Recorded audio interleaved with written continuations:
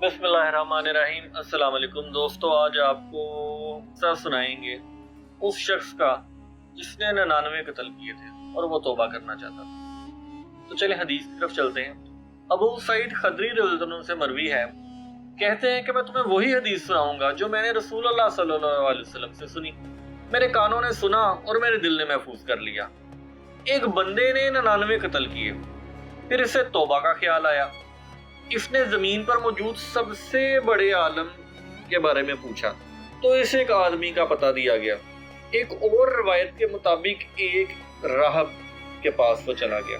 वो कहने लगा, मैंने 99 कत्ल किए हैं, क्या मेरे लिए तौबा की कोई गुंजाइश है? तो राहब कहने लगा, क्या 99 कत्ल करने के बाद भी तौबा की गुंजाइश है? सुनने पर उस शख्स ने अपनी तलवार नियाम से निकाली और इस राहब को भी कत्ल कर दिया और 100 की तादाद मुकम्मल कर ली। फिर इसे तौबा का ख्याल आया। इसने जमीन में मौजूद सबसे बड़े आलम के बारे में सवाल किया तो इसे एक आलम आदमी का पता बताया गया। वो इसके पास आया और कहने लगा, मैंने 100 आदमी कत्ल किए हैं, क्या मेरे लिए तौबा की गुंजाइश है?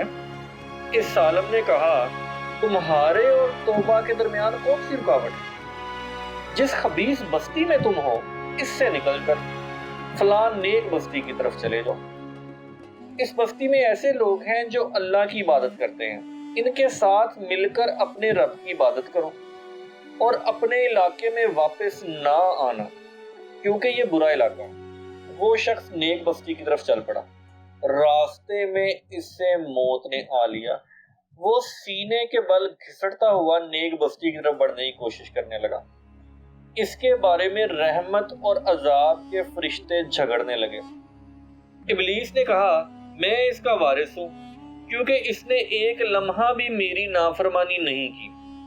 जबकि रहमत के फरिश्तों ने कहा, ये अपने दिल से अल्लाह की तरफ मुतवज्जा होकर तौबा की गर्ज से निकला था। अजाब के फरिश्तों ने कहा, इसने कभी कोई नेकी नहीं की। तब अल्लाह अज़्ज़वजल ने एक फरिश्ता आदमी की सूरत में भेजा। वो इसके पास झगड़ा लेकर गए। वो कहने लगा, देखो ये किस बस्ती के ज्यादा करीब है, इसे इस बस्ती वालों से मिला दो। अल्लाह ताला ने इस बस्ती की तरफ वही की कि करीब हो जा और इस बस्ती की तरफ वही की कि दूर हो जा। उन्होंने पैमाइश की तो जिस बस्ती की तरफ जा रहा था इससे एक बालिश्त नजदीक था, इसलिए इसे रहमत के फरिश्तों ने ले लिया और अल्लाह ने इसकी बख्शिश कर दी। हसन कहते हैं कि जब इसे मालूम हो गया कि वो मरने वाला है तो इसने अपने आप को घसीटने की कोशिश की और एक रिवायत में है कि सीने के बल कोशिश की, तो अल्लाह ताला ने इसे नेक बस्ती के करीब कर दिया और बुरी बस्ती को इससे दूर कर दिया। इसलिए फरिश्तों ने इसे नेक बस्ती वालों से मिला दिया।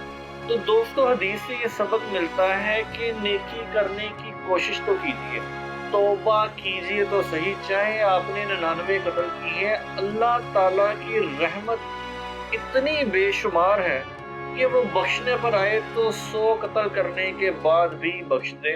और वो शख्स उस बस्ती में पहुंच के अभी नेक अमल कर नहीं सका था, सिर्फ अभी उसने इरादा किया था कि वो नेक अमल करेगा, लेकिन अल्लाह की रहमत के बेशुमार साए ने उसको ढांप लिया और वो शख्स नेक बस्ती के करीब हो गया और जहन्नम से उसकी जान बख्शी हो गई।